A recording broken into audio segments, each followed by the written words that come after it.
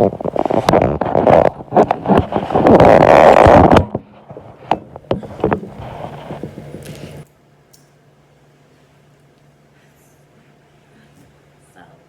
yeah, it's been a while since I recorded one of these videos, and I was like, you know what, it's time. Hey, Steph. Today is March 9th, 2024, and it was time to get back on the camera, and get back to your normal scheduled program. So,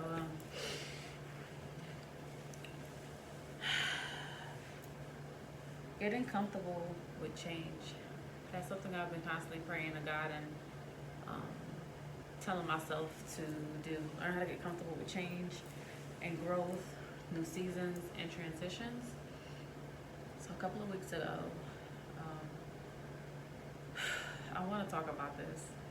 I journaled about it, but a couple of weeks ago, I feel like this is like off. All right, I think there we go. All right, we got it. So a couple of weeks ago, somebody who I'm very close with, we had a conversation that I could say I didn't see coming, but then I did.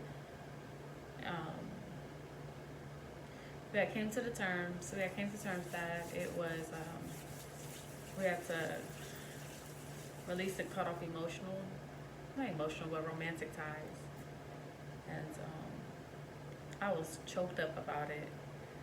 I didn't see it coming. However, I was reminded of a couple of weeks prior to, I was in a meditation session, sitting here on my carpet, and I believe that the way God speaks to me is very subtle and quiet and peaceful. But God told me, release him. And I knew exactly who he meant. So I remember speaking with God, and I'm like, all right, God, how? You know, how? So as time went on, me and this person continued to keep on, chatting and having really good conversations about a variety of things. But this is someone who I love a lot. But then there was confusion. I felt confused in regards to us and what we were. Someone I love a lot and really felt was the person for me. But there was like confusion and frustration too at the same time, because I'm like, what are we doing here? What are we doing? And then the conversation finally was had. Something triggered it. I feel like something triggered it that morning when we spoke. And, we had probably about a total of 3 conversations about the same thing. And I remember expressing that I don't think I'll ever be good enough for this person. And that I was growing and I'm working on myself and doing a lot of inner work and healing.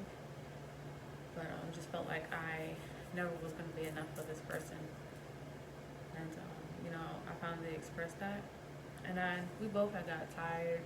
I could say, well, I won't say we got tired, but we both finally expressed some similar emotions that we had felt in regards to the status of us. We're both single. However, we were, we love each other, and in a way we kind of was like focusing on each other. But, it was never really put out there like, okay, I'm focusing on, like, we're going to focus on us and what we're growing and stuff like that and just see where things go. But it had got to a point where we had expressed, like, we'll be out somewhere and, someone approaches us and we may want to entertain the idea of entertaining someone else, but we felt obligated to one another. So it's like we felt like we was in a relationship with each other, but we weren't. Kind of was just existing and just leaning on each other and just loving each other the best way we can. So for me, it was good to see he felt the same way, but I was really hurt behind it. But I remembered what God had told me to release him, and I just didn't know how. But God allowed everything to line up the way it did. Since then, we have released. We we've texted here and there, but not as often as we used to, and we haven't spoken on the phone since then. I can say now that I'm still grieving through it, because I don't know how to be this person's friends because I really love him, and I feel like I have to work on some things within me in order to accept him being happy with someone else. Ooh, that takes a lot. And I even said this to him, like, I don't know if we can be friends because of how I feel about you. And that's just my honest opinion. And, I even sat here and thought, like, if I would have seen him with someone else, how would I feel? I know for a fact I would feel jealous. And that led me to sit here and think, like, okay, Stephanie, why would you feel jealous?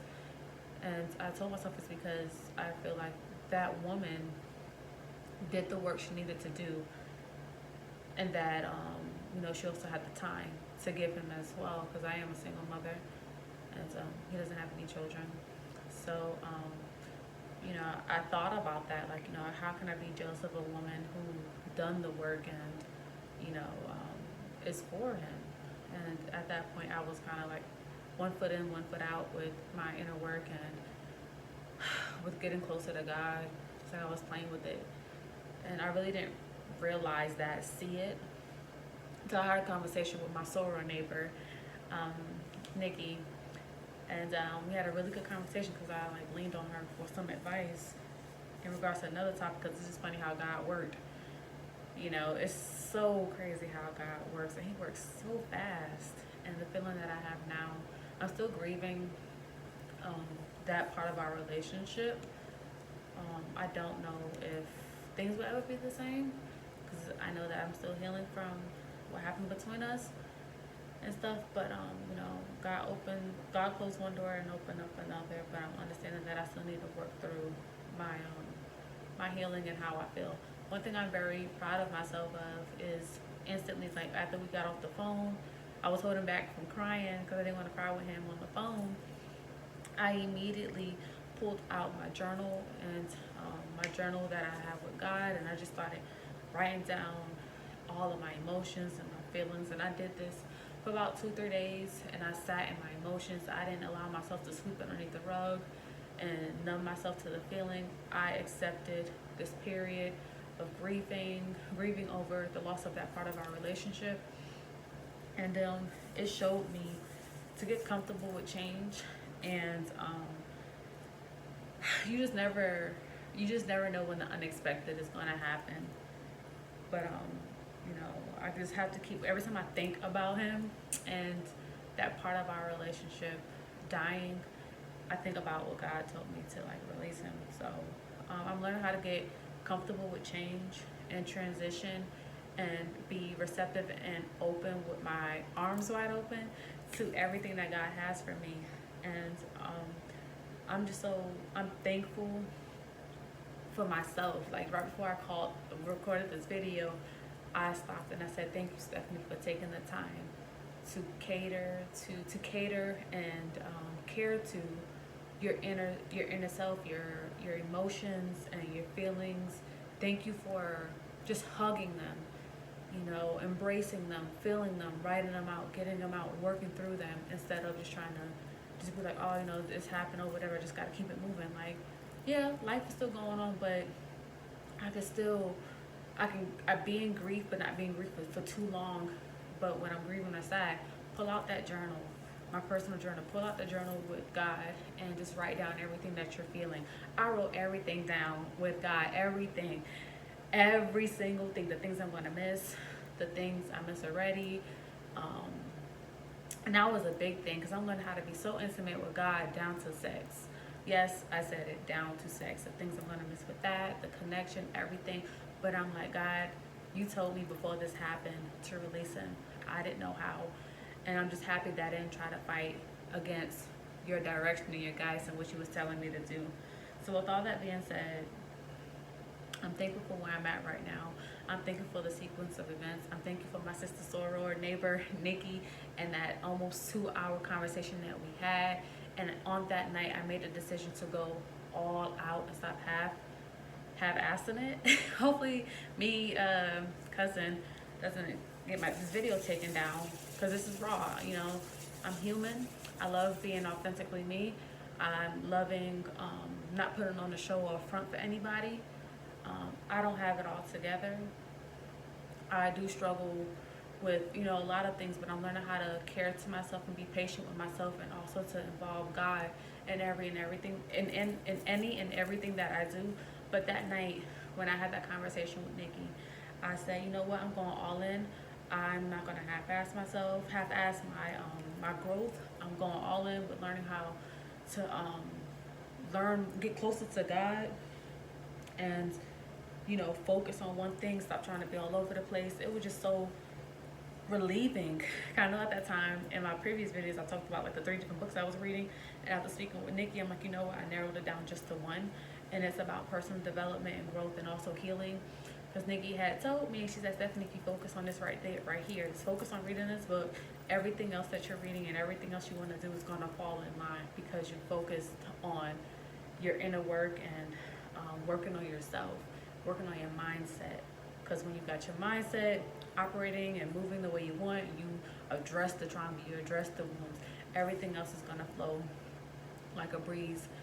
And I'm just like, right now, I'm just so happy to just embrace myself, love on myself, and just be vulnerable with me and not sugarcoat anything. This is me. And this is me, and this is like the raw version of me. And I don't care about what other people think and their opinions about me and what I'm going through right now, because only one person can judge me, and my healing and my growth is from me. But I also know that it will impact the people that are around me. So I'm also learning how to, looking at my notes at the bottom, I'm learning mainly how to live in the moment and not prepare for what I didn't see coming. Because that's something I always did, was just try to prepare for the worst, so that when it happens, I was already emotionally prepared, and I don't want that stress anymore. Something else I thought about the other day, I used to stress and worry about like certain things with bills and stuff like that. I'm like, okay, how am I gonna take care of this? How am I gonna take care of this? And then eventually, I think over time, I was just like, I don't want to think about that. I don't want to think about that. And I can say now, on today, things are gonna be taken care of regardless, and I'm just gonna learn how to be patient with myself and not try to rush the process or try to find shortcuts to anything. But anyway, the way I'm gonna close this out is by saying that I'm learning how to be in the moment, don't hold back, and releasing emotions and journaling and just being my most authentic self. I think since I started like incorporating new habits into my life, it has helped me open up this whole different side of me. It has helped me with my confidence and my femininity. But I want to say the number one leading factor that's helped me to just embrace me, embrace my sexy, embrace the woman that I'm becoming, is learning more about God, loving on him, knowing that he created me and he wants the best for me. But anyway, I love me. I love the way I feel. I love the way I'm loving on myself, and I'm loving my growth. So here's to continue growth.